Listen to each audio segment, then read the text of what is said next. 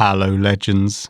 In this video, we're going to go deep on how Dune's story really works, especially the character relationships which drive it. We'll also explore the recent movie adaptation, what it missed out, and why it matters. Let's start with a bit of background. Dune is unique.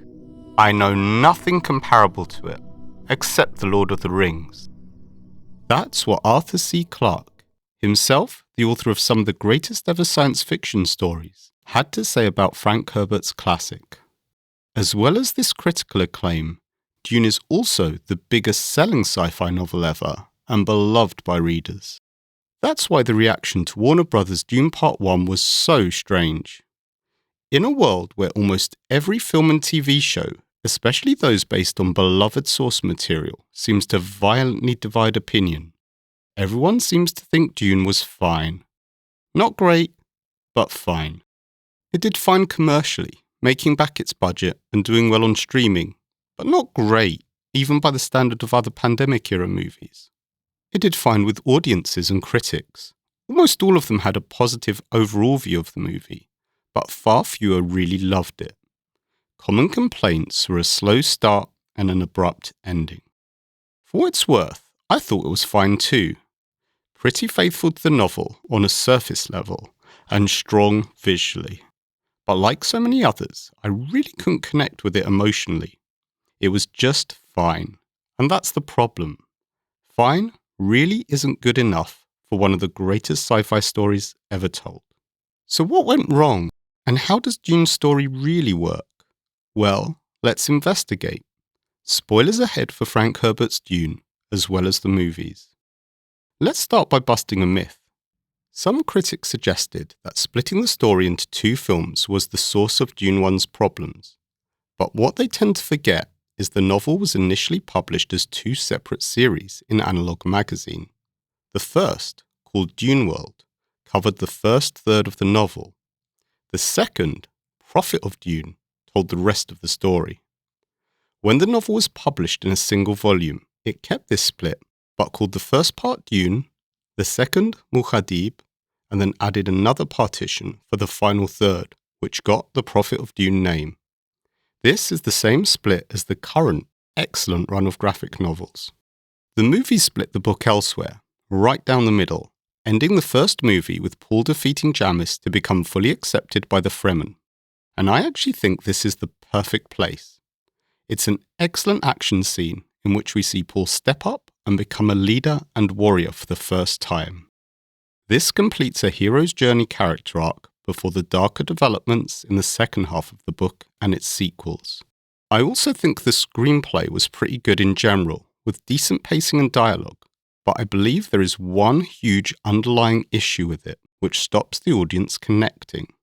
I simply don't think the writers understood how or why the original story works, and in particular, they didn't understand the relationship between Paul and his mother.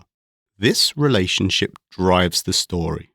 In short, the movie has mummy issues. To examine this, we can think of a story like an iceberg, or as this is Dune, let's say a sandworm. We can think of the plot as what happens up on the desert floor, the surface. But the bulk of what's going on lies beneath, and it largely centers on Paul's character and his relationship with his mother.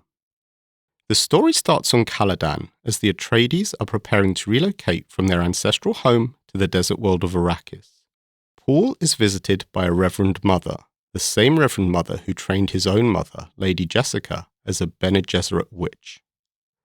The Reverend Mother is going to test Paul in a ritual called the Gom Jabbar, and if he fails the test, he'll die. Writing theory tells us that our protagonist's wants and needs should drive a story, and this scene gives us a huge amount of information about Paul's wants and needs. Here are some important excerpts from the scene. I must not fear. Fear is the mind killer. Fear is the little death that brings total obliteration. I will face my fear. I will permit it to pass over me and through me, and when it has gone past, I will turn the inner eye to its path. Where the fear has gone, there will be nothing. Only I will remain. Paul felt a calmness return, said, "Get on with it, old woman." "Old woman," the Reverend Mother snapped. "You've courage, and that can't be denied." "Well, we shall see, Sirrah." She bent close, lowered her voice almost to a whisper. "You will feel pain in this hand within the box. Pain. Withdraw your hand, and I'll touch your neck with my Gomja bar. The death so swift, it's like the fall of a headsman's axe.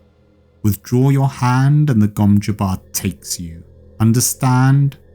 What's in the box? Pain." From this, Paul's surface level plot goals are pretty simple to understand at this stage of the story. He wants to find out more about the mysterious Reverend Mother, but most importantly, he wants to survive the Gomja bar. But what does he want beyond this? He could presumably just refuse to participate in the test. So what's his motivation for subjecting himself to the terrible pain and risking death? Well, Frank Herbert really goes out of his way to show how childlike Paul is at this stage of the story. The first time we see him, he's in bed pretending to sleep as the Reverend Mother comes to visit him. And I think it's pretty clear that Paul is only submitting to the Gomja bar to please his mother. He wants her to be happy with him. And she knows this and uses it to make him participate. She says, "Paul, this test you're about to receive, it's important to me." But why does this work?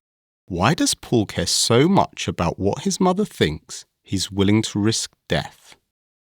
Well, Frank Herbert is also at great pains in these early chapters to show us how lonely and precarious Paul's upbringing has been. We're told from his own perspective that he had no friends and played alone as a child, and his only companions were his teachers, especially his mother. We even learn that Jessica literally created Paul, using her powers as a Bene Gesserit to conceive a male heir for her duke, rather than the girl the other Bene Gesserit demanded. We also learn early on that his mother's own position is fairly precarious because Duke Leto never married her. He kept her only as a consort. Herbert makes this and Jessica's feelings about it very clear a few chapters later in a couple of deceptively important scenes once they've arrived on Arrakis. In the first, Leto says, "Be thankful I never married you, my dear. Then it'd be your duty to join me at the table for every meal." This stings Jessica, and just a few paragraphs later, when she meets her new Fremen servant, she introduces herself by saying, "I'm not noble born. I'm the bound concubine of the Duke Leto." "There's a wife then?" asks the Fremen. And Jessica replies pointedly, "There is not, nor has there ever been. I am the Duke's only companion, the mother of his heir designate." So for Paul, the approval of his parents is extremely important for him. He needs that approval to feel safe, and this fits with his personality. Fearless and direct at times, I'd place Paul as a leader personality type on the Enneagram. For example, when he challenges the Reverend Mother to "get on with it, old woman" during the Gomja bar. But he's also possessive, which at the start of the book manifests as this neediness towards his parents. This deep desire for safety and his mother's protection is Paul's deep psychological want. So then what does Paul need? Well, like many 15-year-olds, Paul needs to grow up. He needs to step up out of his parents' shadow and feel secure in himself. This is classic hero's journey stuff, and it's pretty much the story of the first half of the book. The story Dune Part 1 should have been telling.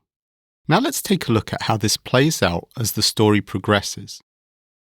After Paul arrives on Arrakis, we soon see an assassination attempt on his life, but he manages to catch and disarm the hunter-seeker drone himself.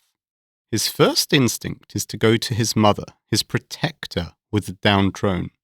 She guides him in making sure the drone is really destroyed, but we can see their relationship is shifting. He's increasingly able to look after himself.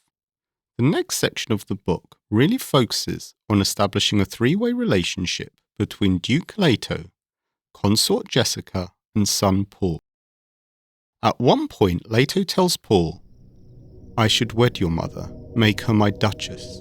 Yet, my unwed state gives some houses hope they may ally with me through their marriageable daughters." This not only reinforces Jessica's precarious position, but also foreshadows tough decisions Paul will make as the story goes on, especially in the second half of the book. As the story progresses, Herbert starts showing Paul come into his own. There's the hunter-seeker scene we've already covered, but we also see Paul venture into the desert for the first time, notably for once without his mother, and we see planetologist Liet Kynes amazed by Paul's instinctive understanding of the desert and the ways of the native Fremen without ever being taught. It's just at this point where Paul is beginning to feel more confident that the Harkonnens attack. The Duke is captured and eventually killed, which technically means Paul is now Duke. Paul and Jessica are also captured as they try to escape the attack. They're tied up, Jessica is gagged, and one of their captors is deaf, which means Jessica can't use her voice, something like a Jedi mind trick which allows her to control others. This is an ingenious scene because it gives Herbert the chance to show us exactly where Paul is in his development relative to Jessica. Paul isn't gagged, and while he isn't yet strong enough to overpower the Harkonnen agents himself, he uses the voice and makes the guard who does have his hearing remove Jessica's gag. She then does the rest. This is where the first publication of Dune World in Analog ended, and I can see why this decision was made, because this shows that Paul is now not only the new Duke, but a man coming out of adolescence. He's beginning to be his mother's equal, and from this point on, their relationship really shifts. Paul and Jessica escape into the desert, and they meet Liet Kynes again. Paul, because of his genetic heritage and emerging powers, is a natural to the desert environment. Jessica reflects that she is now in her son's orbit. She's no longer speaking to a boy of 15, but a man and a superior. They meet up with Duncan Idaho, one of Paul's other mentors, and there's a pivotal scene where Duncan sacrifices himself so Paul and Jessica can escape. What makes this scene so important is that Duncan, another of Paul's mentors alongside his mother, dies protecting him, and this is a kind of breakpoint psychologically for Paul. It's a moment where being protected becomes filled with guilt and a sense of loss. It's what drives Paul from someone who wants to be protected to wanting to protect others. Paul and Jessica are split up from Liet Kynes and eventually encounter a group of Fremen led by Stilgar. The Fremen attack, but Jessica overpowers Stilgar, and Paul overpowers Jamis, a young warrior of the tribe. Now we see Paul as at least Jessica's equal. Jamis, feeling humiliated at being beaten by an off-world boy, calls out Jessica and demands she nominate a champion to fight him, knowing Paul is the only candidate. This is the equivalent scene to the one which ends the Part 1 movie, but there are some all-important, if subtle, differences. In the movie, there's a lot of focus on Chani, a girl Paul has been dreaming of since Caladan, but who he meets in the desert here for the first time, saying how great a fighter Jamis is. This is an attempt by the movie to ramp up the tension by upping the threat. The book, though, focuses on Paul's fears and on the fact he's inexperienced fighting without an energy shield. This is very important symbolism because Paul is about to lose another shield by stepping out of his mother's protective shadow entirely. This is why the earlier death of Duncan and the manner of that death was so important. This allows us to understand the symbolism of this scene. Paul has gone from a child being protected by others to the protector, to his powerful Bene Gesserit mother's champion. Several times in the fight, Paul dodges an attack, but he's too slow to counter because he's used to having to slowly push a knife through an energy shield. He also leaves himself too exposed, because he's used to a shield's protection. The Fremen take this as Paul toying with Jamis and are both angered and excited by the display. Paul is told by Stilgar that this is a fight to the death, and the battle resumes. Eventually, using a tip Chaney gave him, Paul defeats Jamis and kills him. Rather than praising him, his mother chides him in front of the tribe for becoming a killer. I've always interpreted this as one last attempt by her to protect him. She wants them to understand that it's her fault, and the fault of his culture, which has led Paul to fight in a way which seemed disrespectful. Paul is accepted by the Fremen, and more than that, they're in awe of him. They start to believe he may be their prophesied saviour. The Lisan al-Gaib, the classic hero's journey, is complete. Jessica is also accepted by the Fremen, who want her to teach them her fighting style, the weirding way, as they call it. While Jessica sees the acceptance and feels her part of it, Herbert is very precise in saying that this acceptance is through her champion. The reason this scene has huge emotional resonance is we've seen Paul go from a child seeking his mother's approval and protection to being a champion and protector himself. So, if this works so well in the book, why does Dune Part 1 feel so unfulfilling and feel like it ends so abruptly? Well, the way we see Paul's character arc progress in the novel is via the mirror of these key interactions with his mother and the three-way relationship between Paul, Jessica, and Leto. The movie left most of this out. In the movie, we never see a child like Paul pretending to sleep. Instead, he's already a young man, actually asleep and dreaming of Chaney. This dream is mentioned in the book, but only in passing, because building up the relationship with Jessica is more important. We never see Jessica use their relationship to coerce Paul into the Gom Jabbar. Instead, we get a scene of her giving him some Bene Gesserit, training over breakfast. The writers were more interested in tricking us into thinking this is Star Wars than proper character development, reducing Jessica's role to a simple mentor rather than a complex mother-son relationship. The irony, of course, is that Star Wars itself spent a lot of screen time setting up Luke's starting point as a whiny kid, along with his familial connections to his aunt and uncle and his father's legacy, to give his character arc meaning. Another example is when we see the Gom Jabbar scene play out. It's Jessica who tries to calm herself using the "fear is the mind killer" chant. She seems more afraid than Paul, which undermines both their characters and skips about 100 pages of character development. And because we lost most of this coming out of his mother's shadow to become a man's setup, that final fight is just a fight. There's no character or thematic depth to it. The movie feels like it doesn't have a proper ending because the movie doesn't have a proper ending. Okay, so how about Dune Part 2? How does the story work in the second half of the book? And what did Denis Villeneuve and team need to do to make the new movie work? Well, let's go back to Paul's wants and needs. Over the first half of the first book, his plot goal has gone from survive to escape to protect. His want has gone from approval to independence to becoming an equal with his mother. And this still stems from his deeper want, his desire to feel safe.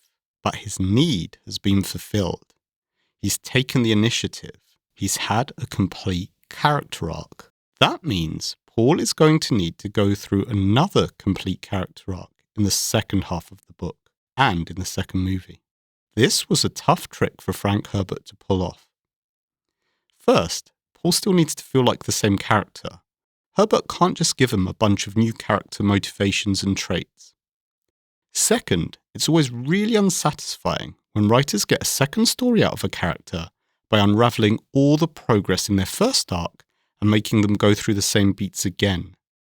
This needed to be a fresh cycle of development, continuing from where the first half of the book left off. It's often said that necessity is the mother of creation, and these constraints are what bring out some of the best ideas in Dune. Frank Herbert always wanted his book to be about the dangers of charismatic leaders, of people who were too powerful and too iconic, and these themes gave him the basis for the second half of the story, because what Paul spends the second half of the book doing is trying to moderate himself and his fears. He's had visions of a bloody jihad stretched out over the universe in his name, and he desperately wants to avoid that future. But he still wants safety for himself, his mother, and the Fremen. The only way he can get this safety is to become a leader of the Fremen, and eventually the new emperor. This leaves him with a narrow path to tread as he tries to restore Atreides' power, conquer the Empire, but avoid becoming a tyrant. And what's brilliant about how Frank Herbert does this is that the relationship with his mother is still the key. But this time, instead of that relationship being part of a triumvirate with his father, Chani is now the third part of the equation. After the fight with Jamis, there's a funeral ceremony where Paul cries for Jamis. The Fremen are in awe because sacrificing water for the dead by crying is almost unheard of in their culture. Death and this deep emotion Paul shows regarding death begin to bring Paul and Chani together, because like Paul, Chani has just lost her father, Liet Kynes, who died in the desert after being separated from Paul and Jessica.